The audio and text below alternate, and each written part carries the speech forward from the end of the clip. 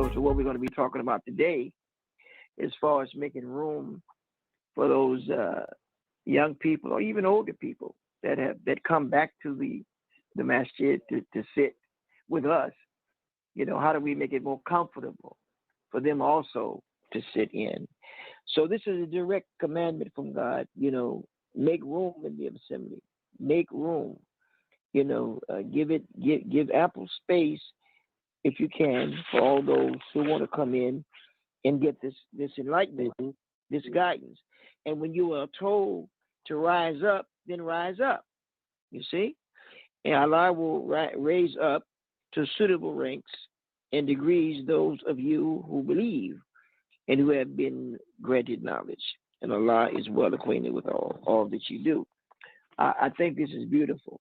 This lets us know that this assembly is open for everyone.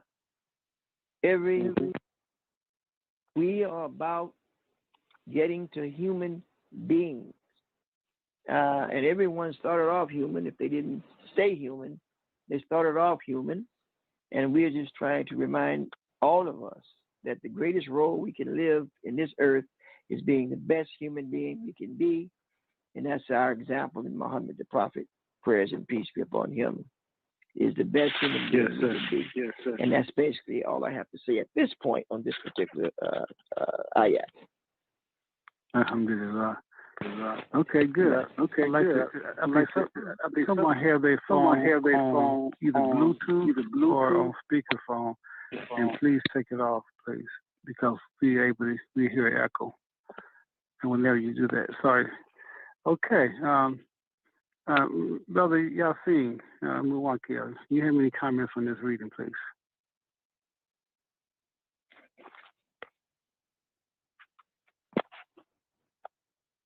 Okay, we'll come back to him. Brother Hassan. Assalamu alaikum. Okay, Brother Yasin. So you have any comments, please? Yeah, we can hear you.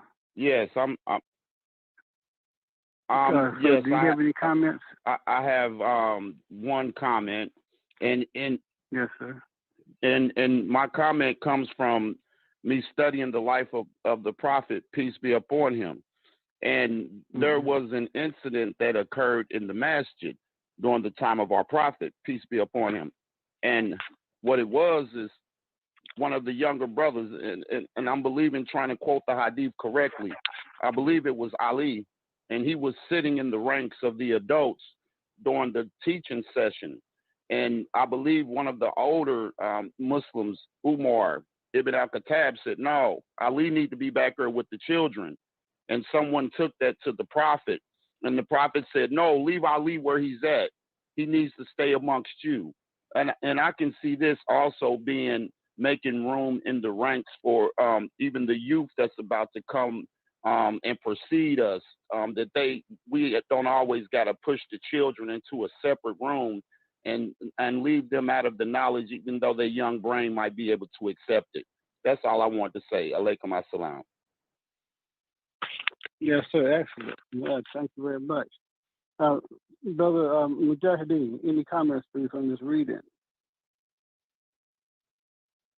Yes. One of the methods that we're taught how to read the Quran is that you have to, especially when you're extracting knowledge, you have to see the words and the ayat and section and share and share around other shares to get better meaning. Just a brief moment that we have here, and then reflect on it not too long ago after getting Your voice is a little weak, brother. I'm sorry. Yeah, I'm sorry. Your voice is clear, but it's not as clear as it was before. If you can speak. Is it better now? Oh, yes, a lot better. Thank you. Okay. Yeah, I was saying about how we extract knowledge from the Quran. We're taught to see the words or see the ayats in the context of the section and of the surah and so forth and so on. And in doing that, just in a brief time that we had time to look at this reference, as with the couple brothers and you all have mentioned so far, is the first reading. As we were looking at just briefly, we also saw that, as you mentioned about the Majlis, and connection to like how we're in like a global community, right? And how there are people who haven't been, seen, in the human family, especially our history, our tradition, coming from slavery, so forth and so on, and then our coming into al-Islam, as those who are, as Allah talks to directly about the believers, giving us this almost like a mission to, tell our people, that, we're in the world, that, to make room for us to come and share our perspective, our insights, our vision on the table of humanity. So that's what came to my mind, on top of the things that was already discussed. Yes, excellent. That's powerful. I hadn't thought of it in that concept, but it's so true. And this is a saying that we hear often. I'll say it now. If you're not at the table, you're on the menu. And never forget that. If you're not at the table, they say we will. They got plans to use you. So we have to make ourselves present. And they have obligation if they are a believer. As Imam pointed out, this is talking to believers. If they are believers, they have an obligation. And we have obligation to open up the room, the space, to make room at the table, make room in the assembly. Alhamdulillah. Brother Bilal, your thoughts, please. Yes, sir. This is a very interesting and powerful surah.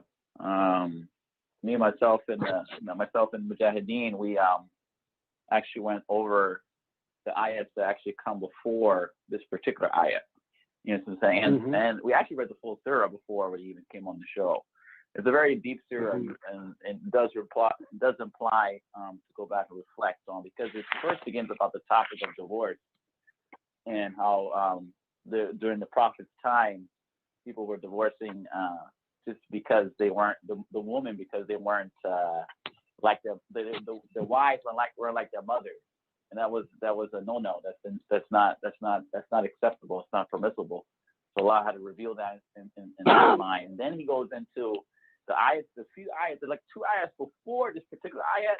It goes into talking to the believers about meeting in private and the secret meetings. Warning us about secret meetings of the disbelievers, those who meet in secret, to work against Allah, to work against what Allah has designed. And then warning the believers that if we are going to meet in private, that we are working towards what is good. You know what I'm saying? And then it leads into this ayah where it talks about make space in the ranks. So, and what comes to my mind is that when we have our shura, we have a shura, a consultation, and we all sitting down in a meeting, that when I hear make space, it's not physical, but it is talking about make space in terms of thought process, because we know that a lot of our community is specifically the community of Imam Muhammad Muhammad. May Allah be pleased with him, is aging. And with aging comes, you need fresher thought, because you need fresher thought and fresher ideas, and to help move things forward from being stagnant. So make space is really make space for a new creativity, a new thought. So that's what I think about when it says make space. Yes. I like that. I'm looking at here this is the dictionary, the Muhammad's Word Dictionary, and he said it means to make room, to clear a space, to make wide, W-I-D, to make wide or spacious, to broaden, to extend, to expand, to make room. And so all these words and concepts and your wonderful contributions, I think it really speaks to where we're going to go. With our conversation today, because we have to open up. We do not own this religion. We don't own the Quran. We don't own none of this. We've been blessed to be trustees of it. And the masjid is a place, that's what the word masjid means, right? It means a place of prostration. At one point, it says the whole earth is a masjid. But in our community life, the masjid is a center for our community life. We have to make it more spacious. I'm going to say a few words, and then we're going to get into our conversation. And you all are free to share what you want to share on this topic. I'm sure you all have something, a perspective.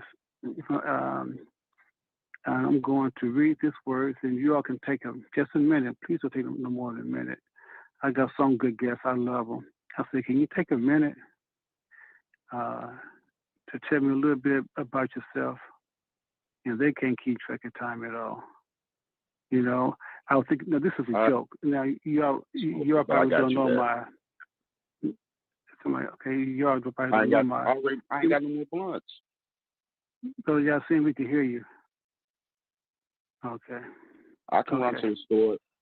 Oh, okay. I'm going to put him on mute. Okay. Assalamu alaikum. But y'all seeing. Okay, should have been able to hear that. Dang. But y'all see, we'll put you on mute. Assalamu alaikum. But y'all seeing, we trying to do the show. You got two conversations going on. Alaikum assalam. I thought I had my phone on mute, brother, man. My fault. No problem. Okay. So I'll put somebody on mute.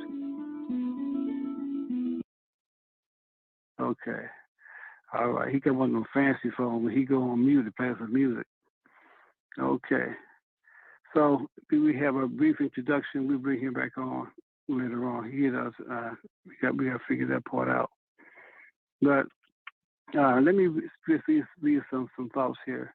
Well, I'll get ready to say, since I already started it, some of you may not know my humorous side, but I'm just. But I was thinking about that. Some people, I'll say, can you give us a brief introduction of yourself?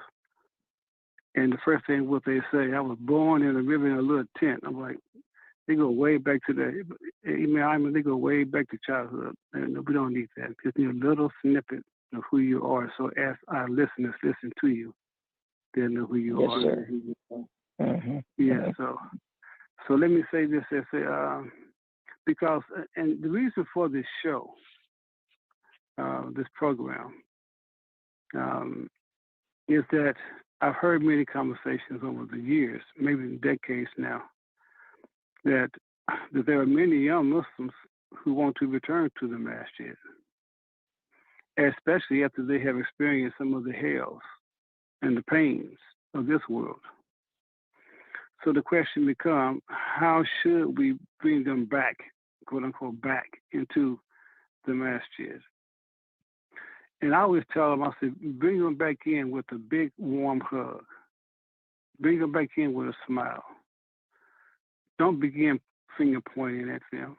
They've been out in the world. They have picked up some of the dust and stains of the world, meaning they're going to come back maybe with pink hair, smelling like reefer, 2 or 3 babies, tattoos. We don't know how they're going to come back. But when they come back, don't begin finger pointing, because she knew that they were born and raised Muslim. And for whatever reason, because sometimes maybe we unknowingly push them away. We don't know. But those are the kind of things we want to talk about. How do we address that? And when they come back, bring them back with a smile, with a hug, with a sincere smile and a sincere hug. And for those of us who are more senior Muslims, or maybe those who are younger who didn't stray, quote unquote stray, but for those of us who converted to Islam, remember our state and the condition we were in when we first came into the masjid or came into the temple of Islam. The vast majority of us, we were filthy. We were dirty in our mind. We were dirty in our body. We were dirty in our soul. And we heard this message of Islam and became interested. So remember the state and the condition we were in when we came into the masjid or the temple for the first time. Maybe the second, third time. It took us a while to get our act together and to be taught on how to be clean and decent. And that's a story for those of us who are senior older. Sometimes we have not told that transition we went through back in the 50s, 60s, 70s, maybe even the 80s, that we went through of coming out of filth and backwardness and lies and coming into the light of Islam. We don't tell that story to our youth. So our youth are born 70s, 80s, 90s, in the 2000s. And so all they see us is as good people. They had no idea the hell we came out of. We need to share that story with them of how Islam cleaned us up so that they will realize that when we say certain things or we don't do certain things, it's because we have an experience that is very painful. And our effort now is to protect them from it. If they never hear that story of how Allah saved us and how grateful we are for having been saved, they're going to think, oh, all they do is pray and fast in Ramadan and read the Quran and go to the masjid. But I know if many of our youth could get just a glimpse of how messed up we were, Brother Ayman, I mean, you know what I'm talking about, how messed up we were before Islam. They'll say, oh, Mommy, you got to pray 10 times a day. Daddy, you got to fast 2 months of Ramadan in the year, if they knew the hell we came from. So we're going to have this conversation. I want to hear from our brothers. I want to bring Brother Yassine back on, but his music is in the background. I'm going to see what he's going with him now. Okay, good. It's quiet. Good. So who want to go first? Who want to share what's on their mind? Because there's no perimeters. There's no, as it said, be spacious. We're going to be spacious, my brothers. And also our callers, if you join us, you can join us by pressing 1 on your phone, join this conversation. But let us hear from our brothers. To just take a minute, please. Begin with Brother Mujahiddeen. Just give us a little thumbnail picture of who you are, so as our listeners hear you, they can know a little bit about you. So please keep it succinct, please. Brother Imam Mujahiddeen. Yes, sir. Alhamdulillah. Yeah, Mujahiddeen Mohammed, originally from North New Jersey, grew up in the community of Imam Muhammad, went to Clare Muhammad School in North, also went to Clare Muhammad School, boarding school in Virginia, went to trade school, homeschool, and then I did a little community college and got right into the field of business. My father had several businesses, and then I got married.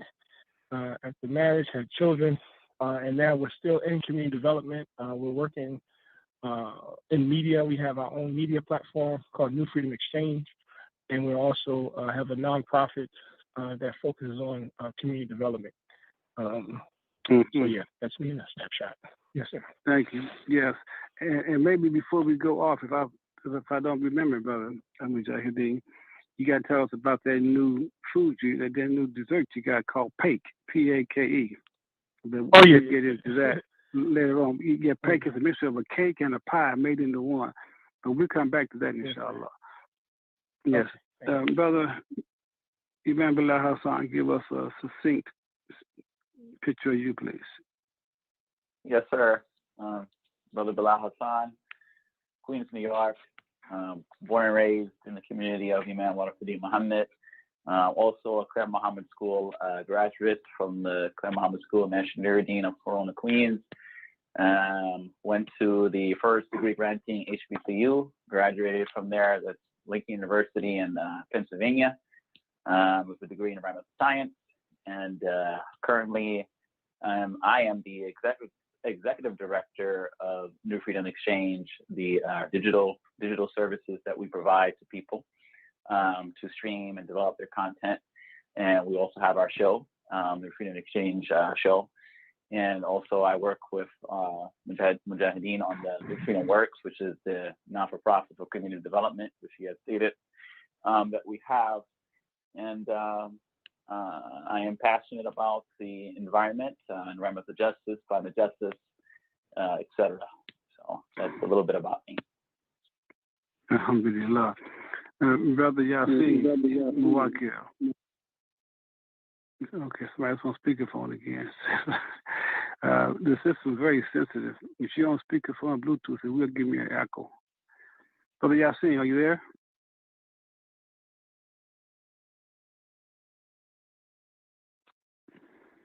Brother Yasin. Okay. I think he's having issues with his phone. Okay. Let us go ahead with our program. Ayman, anything you want to share before we let our brother speak?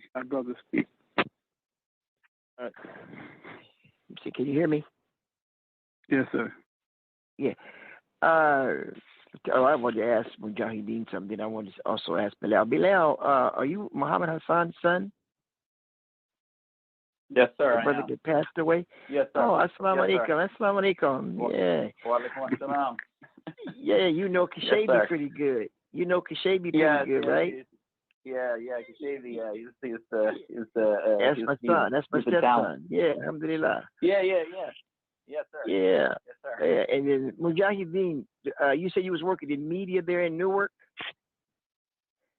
No, I'm from North, but yeah, we work in media throughout the Northeast region, primarily focused. Right. So do you know,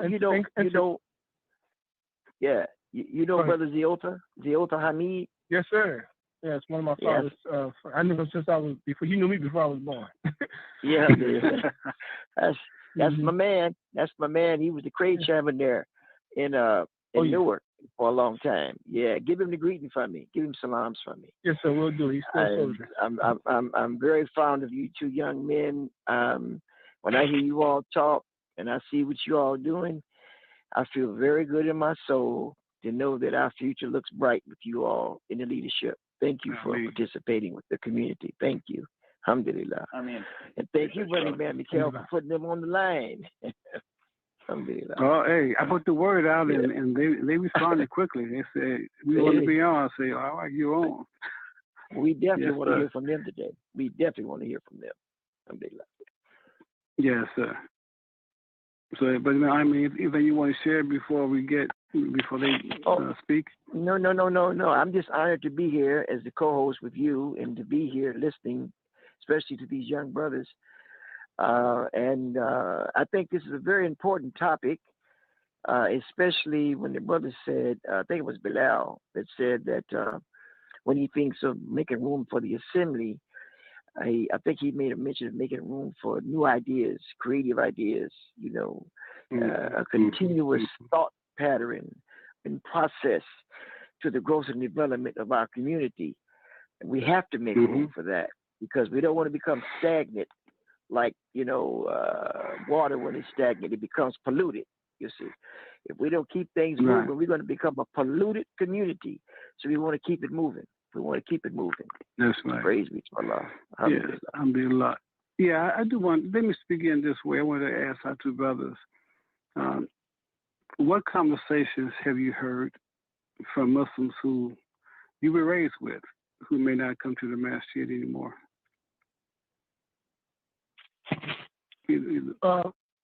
I'll let Bilal jump on that. But I want to.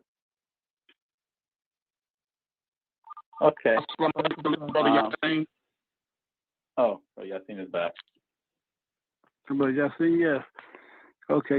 Can you give us a fast picture, just maybe a minute at the most, of who you are, where you're from, people they can know a little bit about you? I know you two were also born and raised in this community as well. Can you give the people just a fast picture of who you are, where you're from? Yes. I'm Yasin Muwakil Henderson from Evansville. I was born and raised in Evansville, Indiana, and was fortunate enough to be raised in an all-Islamic home with my mother and father both being Muslim. I was born into Islam, never understood anything else. and it was definitely a challenge for me as a young man, going to public school and learning that my way of life wasn't the only way of life. And then the peer pressure from peers, it was definitely hard. And Islam was never the prevalent thing in our city. So it was definitely events and things like that for the youth. A lot of my brothers and sisters, I would say, we have all had that problem with strain due to us trying to fit in with the larger crowds of individuals who we were forced to be peers with, and who was not raised up in an Islamic community to where we could avoid all the pitfalls that was being thrown our way. Yes, sir. Yeah, that your phone is breaking up, but I think we were able to figure out what you said. Yes. Okay. Yes. Thank you very much. So I will ask the question that all three of y'all can answer, please. What conversations have you had or heard from other Muslims who, born and raised Muslim, so they reach a point of not attending the masjid? And you open to say, no, we're not. You don't have to be concerned about you can hurt anybody's feelings. We're just trying to hear things we need to hear so we can begin to address the situation. I think Brother Bilal was getting ready to speak. Yes, I was. I was going to ask how we framing this, because in terms of youth, when we talk about youth, what age bracket are we referring to? Because it's two different generations. You have the babies who were just born, and are we referring to teens up into the 30s? Like, what are we aiming at here for this conversation? There's two different conversations. Right. We're that's not looking at numbers. Yeah, I understand. We're not looking at numbers. We're looking at those who don't come anymore. Well, what are they saying for why they don't come anymore? Okay, so I can speak for my peers then. Those who are my age in their 20s, those who are in high school, from high school all the way up to I would say college, undergrad, and maybe perhaps even grad school.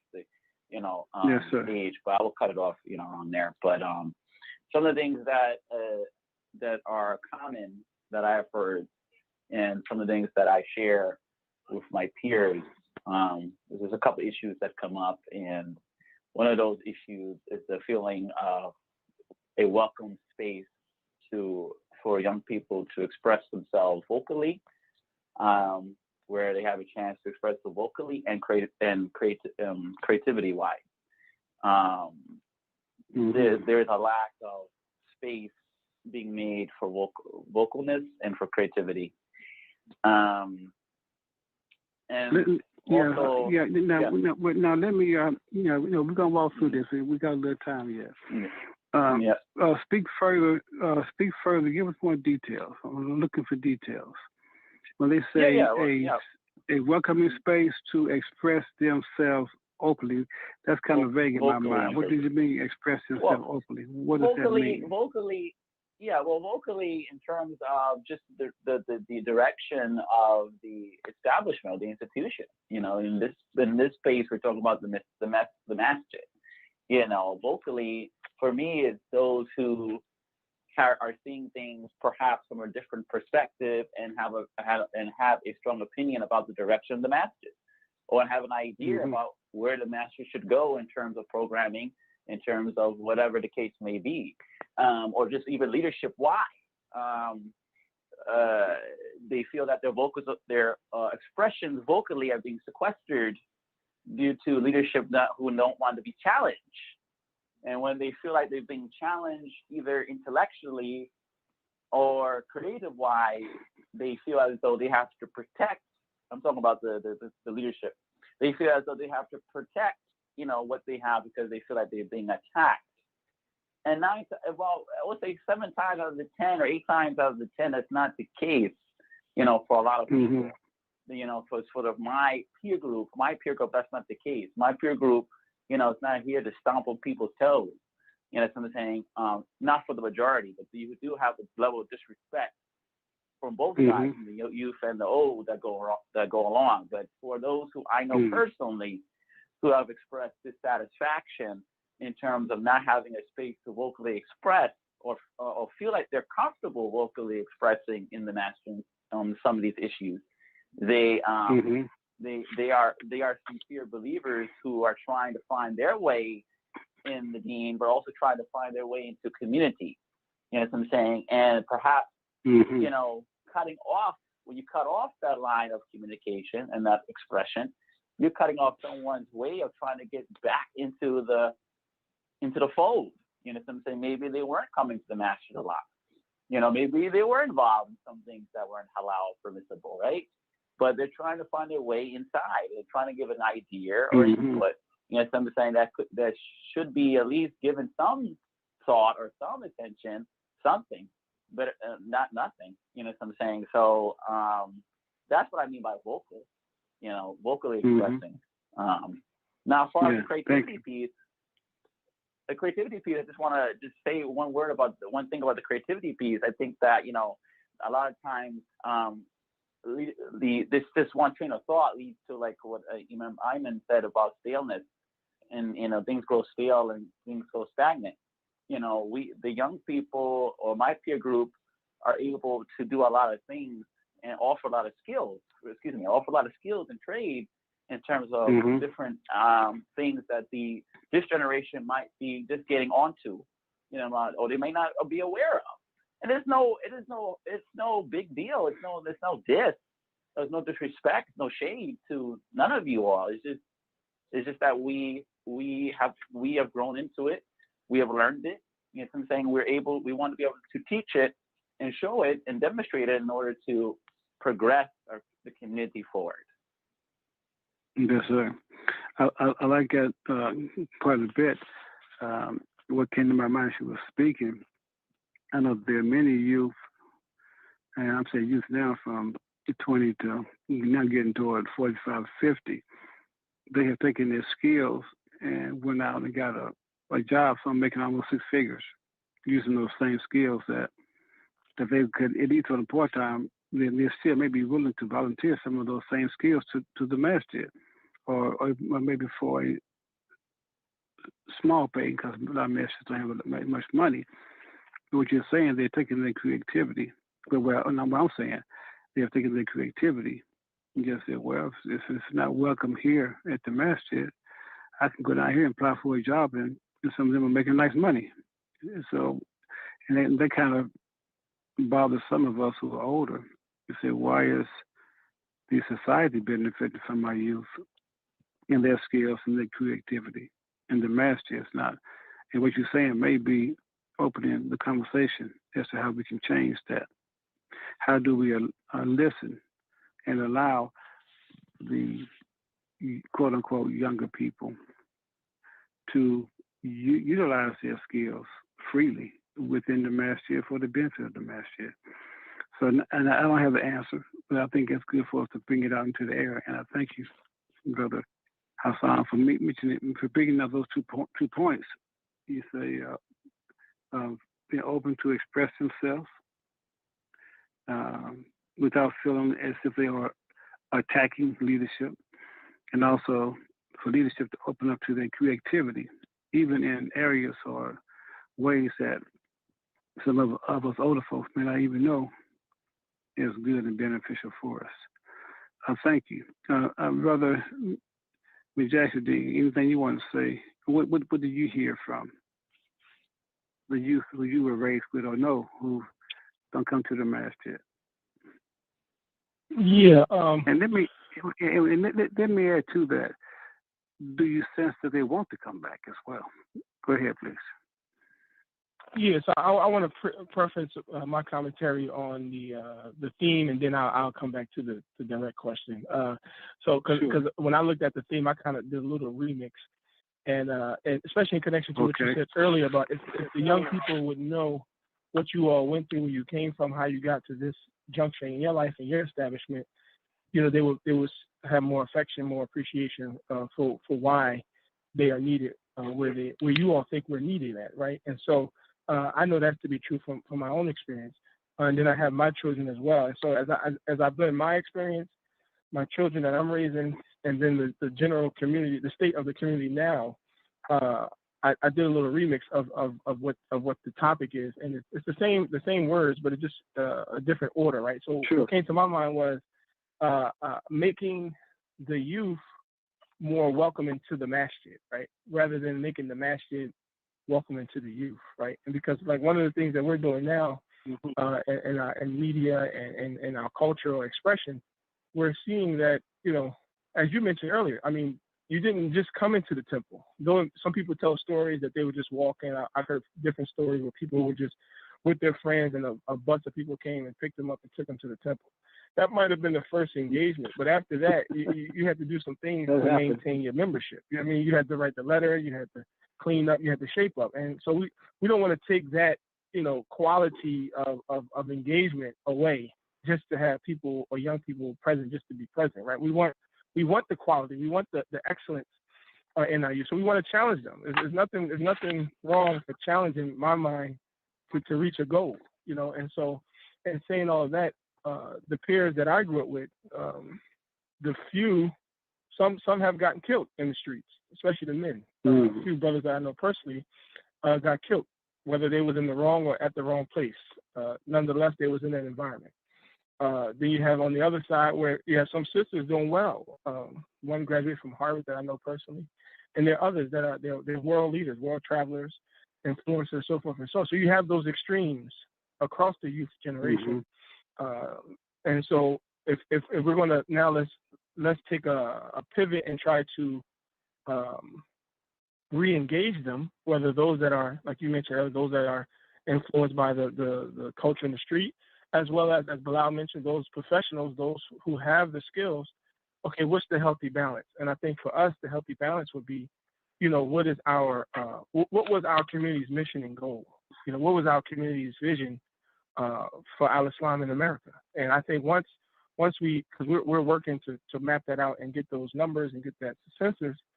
But once we have that data, once we have that language that the Imam gave us, that vision, once that's a package, I think everything else will align, and then we just have to create strategies to reach that goal. Right. I like that phrase. What is the healthy balance? Yes.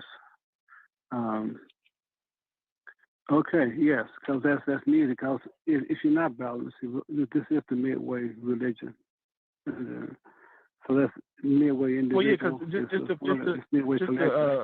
extend a little bit more, that healthy balance, right? Because a lot of discussions also with young people is that they're looking at other Muslim communities, right? And they see how other Muslim communities have came after our community's transition under Imam Muhammad, and they seem to be making more gain in different things that we haven't made as a community.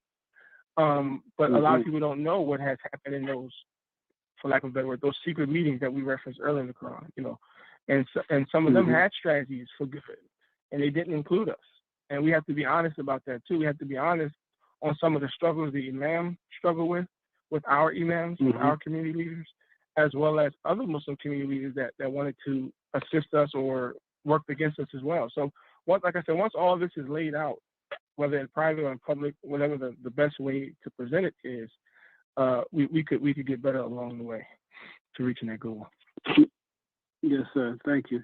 And you mentioned you answered that first, but you mentioned you're going to address the other concern that I raised. Say it again. No, I asked a question. I'm trying to remember right now, but you said you wanted to first address the phrasing of making the youth more welcoming to the masjid. Right. But okay, now I thought you had something else that you wanted to add to the conversation. Well, yeah, no, I tried to blend it in together. That the importance you of blended. Okay. Yeah, those youth that we were raised together. We have an obligation to find out what is our role and responsibility, as well as connecting with our parent generation to see how we can work together. Yes. So what I'm hearing is that there are certain things that we may call traditions that have formulated within our association. Then there's also a need for, as like the way Bilal used, create activity as well. We have to have that balance. Brother Yasin, I'd like to get your thoughts as well on this conversation. On what have you heard from people who you were raised with, who don't come to the masjid anymore? Why are they not coming? Well, I can speak from my household over even just general people. In my household, my siblings feel as though the masjid is not the welcoming place. A lot of my peers and my brothers and sisters have told me, we go to the masjid for 30, 45 minutes on Friday, and that's the end of Islam. After we leave Jumu'ah on Friday, it's like, that's it. There's nothing else for them there's no weekend schools going on for, to be able to take the children. So even our children will know who each other are. Like in the community that I live in here in Evansville, my set of family member and children might go to the masjid with another set of family member and children, but they never interact. As if the young brothers can't talk to the young sisters can't talk to the young brothers. And this is discouraging, especially up here in our community, because the young brothers feel like there's just no place for them. The imams are set. They can't, even though they learn all of the knowledge that they can possibly put into their head, they can never give it back because the community is set. The imam is in place. The shura committee is in place. And they feel like they don't have a place unless they try to jump over a hula hoop in order to get into a position where a person can look at them as if they're a imam or person of leadership. So I think that one of the biggest things in our community feel like they don't have a place in the masjid. They feel like their place is just to be the Muslim child, and they mom and daddy just go to Jumu'ah and deal with Islamic issues. I think the conversation in homes need to be, how do we make our children into Islamic leaders, into scholars, and not have our children feel like that they just got to sit on the floor their entire life and they can never do anything else. And I think this is some of the things that's discouraging even my siblings from coming back to the masjid.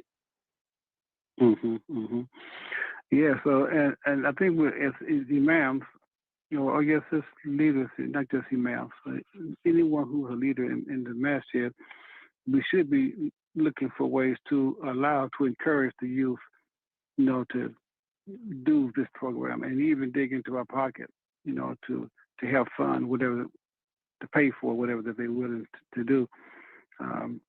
And if there's not, and maybe even form a youth shura. I'm just thinking out loud, but we need to be more creative in making it possible for them, first of all, and then make it very warm and welcoming for when they come back into the masjid. I'm going to take our first caller here. This caller from 706. We have one more caller from here. I lost him. Caller from 706. Thanks for calling Words-Make People. Can you give us your first name and city, please? And your question and comment. Yes, sir. I pray Allah, first of all, will give us the patience and tolerance, and my apology for my last time talking on the program. And my name is Mujahiddeen Mohammed from Columbus, Georgia. Yes, sir. And and I was basically been on your program, and I was just wanted to comment on where y'all started at. The reading of the Quran automatically gives us a picture that Allah is telling us to make room from where you left off at. So when we take that and put it in 2021, we have to pray Allah to let us learn that He's telling us to establish shura again. To establish shura from Imam Muhammad left a lot of people waiting to do business with us, to help us, and they're looking for another thing. They're looking for a community to talk to, not individual masjids or automated community. They're looking for the community that Imam Muhammad said that inshallah, by Allah's permission, I'll leave here with you to continue our relationship and our destiny. So we need to see if that's what Allah is telling us. And when we open that room up, for sure, we are supposed to have community shura first in our local situations, and then from the community shura comes the national shura or whatever to discuss what came out of the community shura all over the United States. And we should thank Allah very much that we see now that this technology that we're going through right now, and this moment of peace and separation, gives the people here in the United States of America, who Allah gave a mission to call people back to faith. We have a chance now to have that and reestablish the shura, and find out who is willing to come back and establish the community that Allah gave Imam permission to call people to, the community of Al-Islam in America. So we take the picture of the shura that we had in the reading that you gave us first, and then that opened the door. And then the kids who are coming back, who for some whatever reason, when they come back, they're really coming back to work. Because just like you said, man, they done tasted that hell out there. They know what we are talking about. And they know what they're talking about. They're coming back mainly to work. They want a house, an Islamic house. They want an Islamic home. They want to be married. They want to get rid of whatever habits or things that they picked up out there in that hell. So we should remember that we have to invite them back to work, and that comes to establish the shura. And so when they come back, they're ready to work and don't have to. They don't have to worry about us criticizing them or looking over our shoulder. They won't feel that because they'll see that they're busy and so thankful to Allah that they are accepted back into to Allah's grace, not ours, but Allah's grace. Allah has let them back in, And then in some cases, we just let them tell us about their experience, or what was like because they didn't get the education that we got. Because one of the main things on a lot of their minds that I find out when I talk to them, they want to know, why do y'all feel when Allah saves y'all, why we don't have it? I'm talking about our children who are at home, the ones who are not going out in the street. The ones who are at home are not feeling what we used to call it zeal and the happiness that we used to have, wanting to go out and sell that fish and wanting to go out and do this and go out and do that, establish, remaking the temple into a masjid. There was so much excitement and thrill that Allah was growing us, and we could feel it, we could know it. Then also, yes, sir. Let's get a comment. Let's get a comment, because you're sharing a lot of beautiful ideas and concepts. But let's get a reply from some of our guests. Brother, I only had 3 left. They did statements. They're not no long talk. If that would help, then I can also begin to learn when y'all respond back on them. Is it all right? Okay. Go ahead, please. Okay, yeah. They're looking for what made us feel, what made Allah give us that they don't feel like they got. We have to try to explain that to them. One, they're looking for Tawheed. They're looking for the oneness of what they've seen us experience, but now that they don't have is our children and our grandchildren. And number 2, we still have to remember that the identity crisis that we have, we still have. That's why the ones who left and who are just now coming back, they were responding to the love that they had for the Negro, the African American, the black person. All these ties that we had dividing our Islamic identity, So the last one was, when they see us, spend fi sabilillah, the love that Allah gave us, the money, the cleanliness, the home environment, etc. Thank you.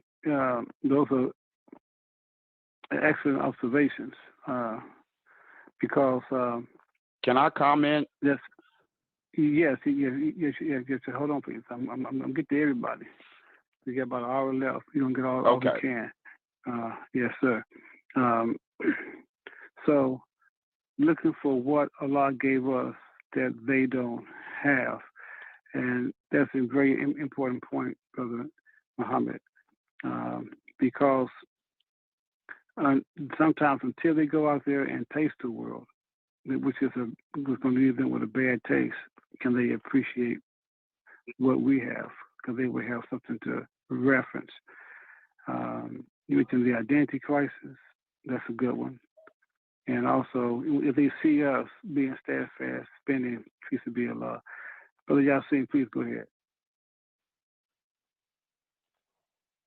Yes, I felt like that was, I felt like he really hit the nail on the head.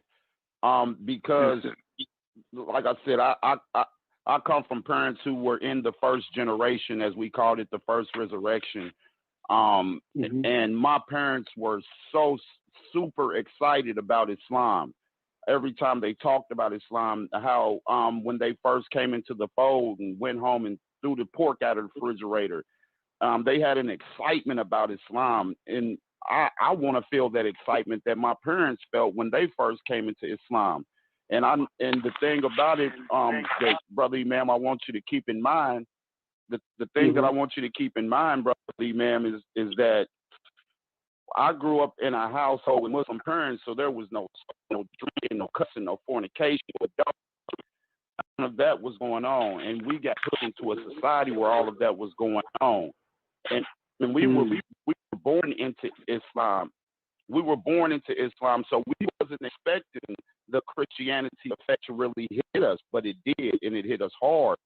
But like I say, I want to figure out a way to get that same enthusiasm back that my parents had, make them say, I'm going to call, that message was powerful. I'm going to throw this pork out my refrigerator. I'm going to cover my head up.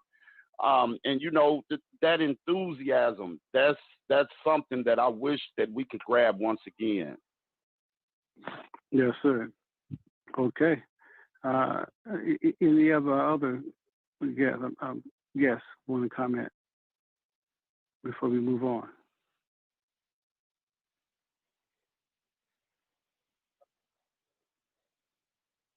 Okay. I guess that's the answer. I guess they don't. Okay. Let us move on. You take our next caller. Can you all hear me? Oh, okay. We go to our next caller. This is from St. Louis, 314. Can you give us your first name and your city, please? Question, comment. Yes. Assalamu alaikum to you, Imam Michael Saahir, and to your very distinguished guest.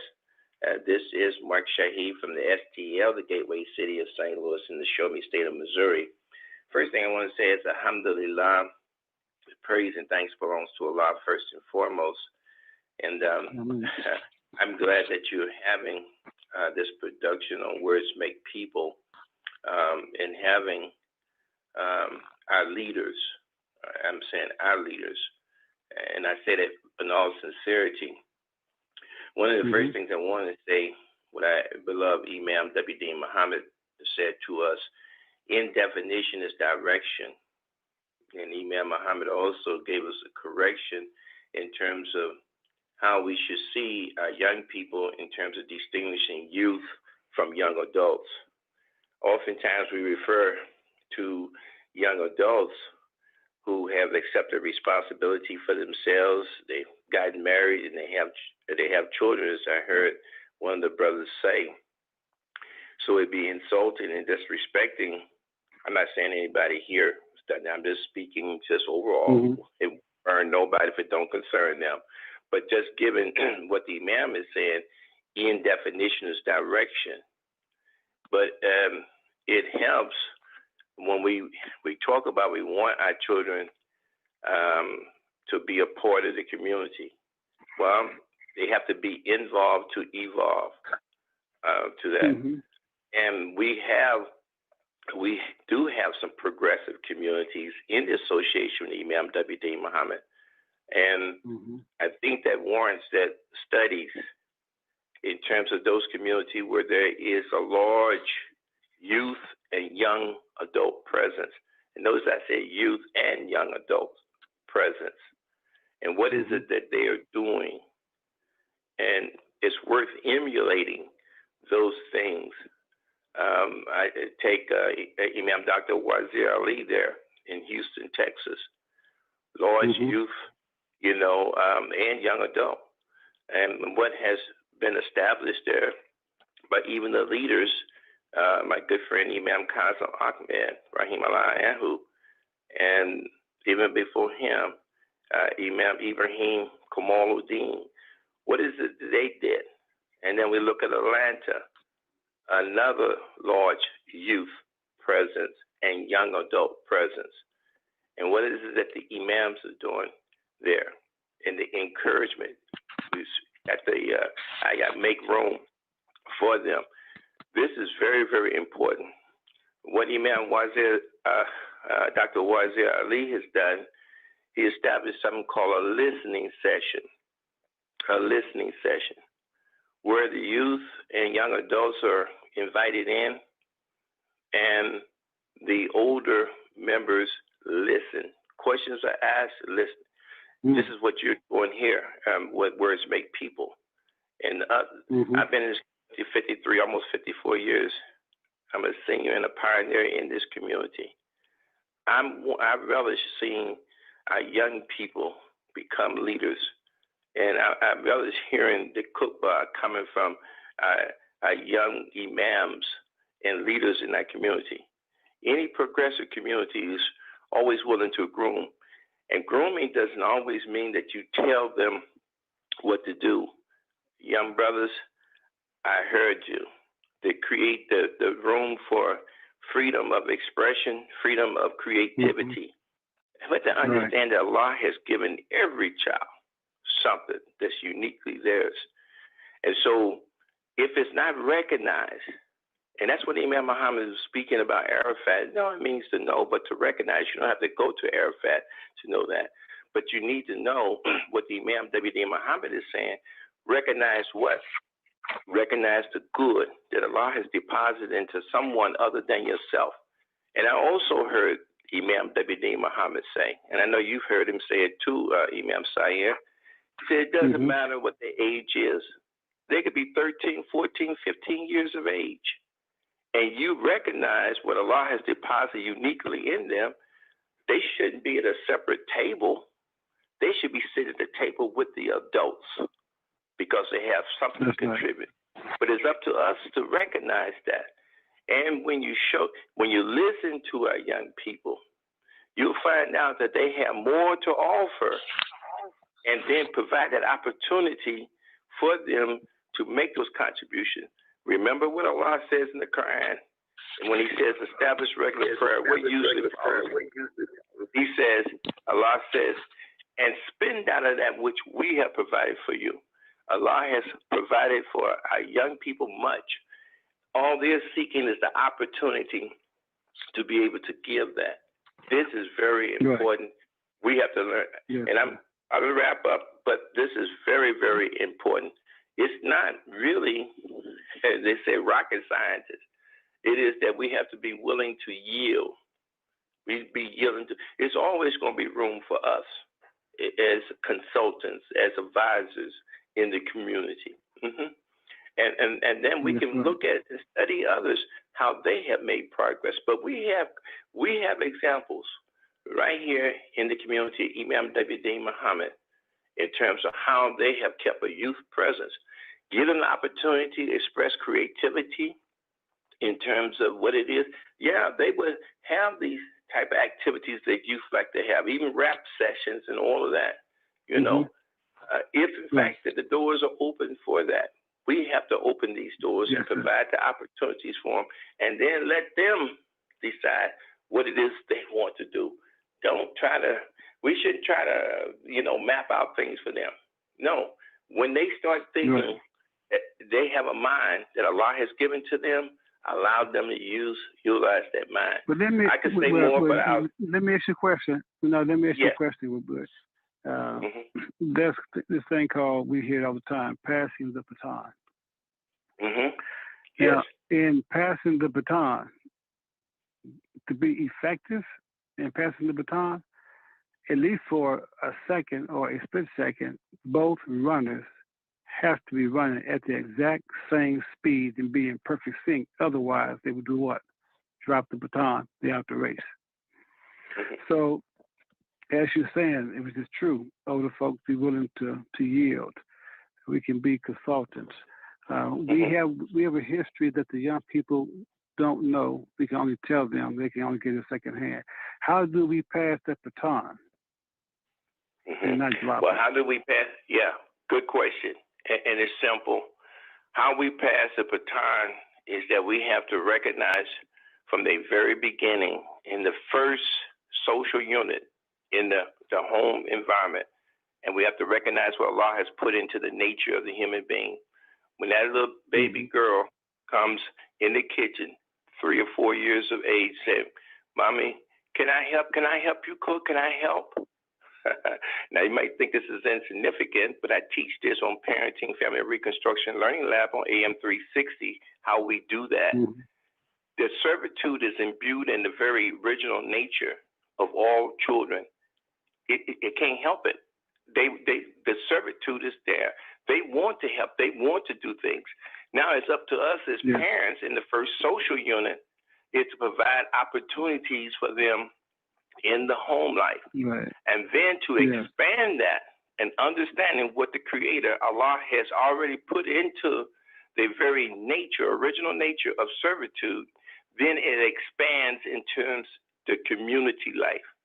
And when we do that, you're bringing our children along at the age and stage that they are, so that when it's time to pass the baton, they're right there to receive it. I used to run track.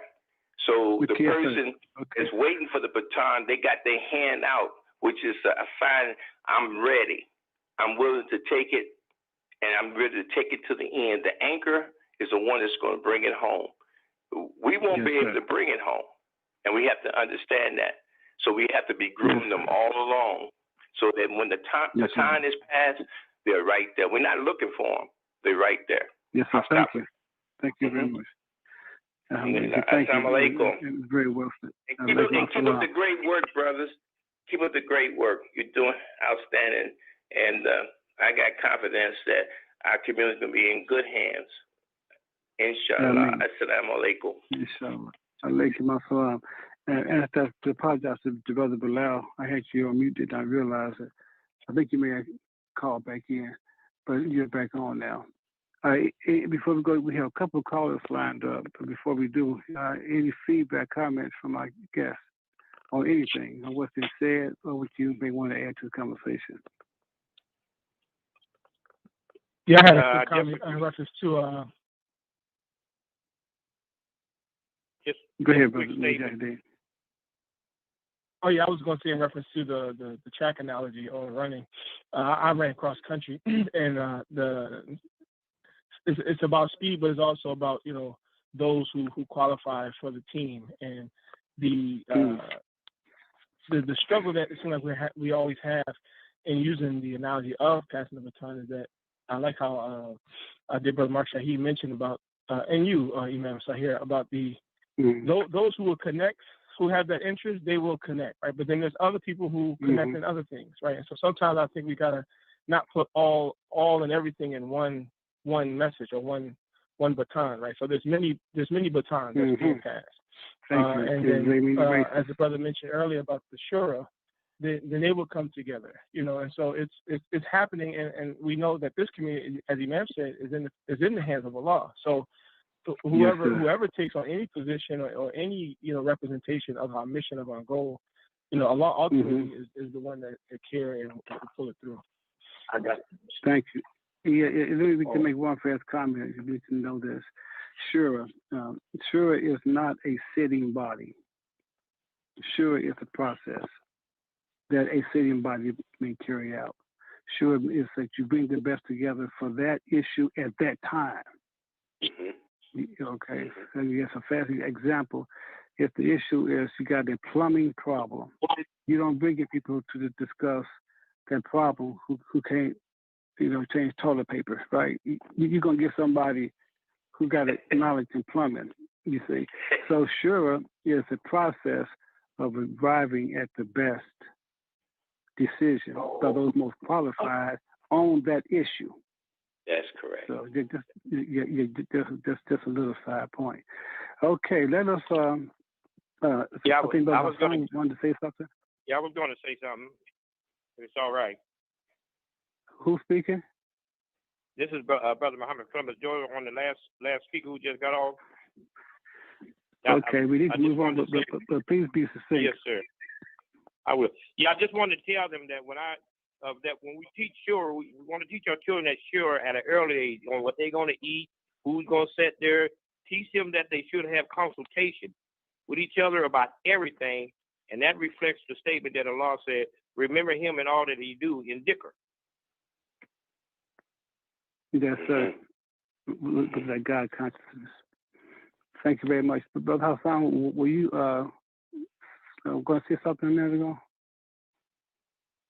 I was just, well, now since this has been said, a lot of things have been said, and I just would like to say that,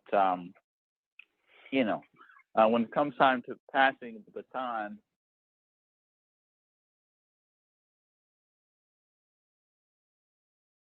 on this topic, I feel as though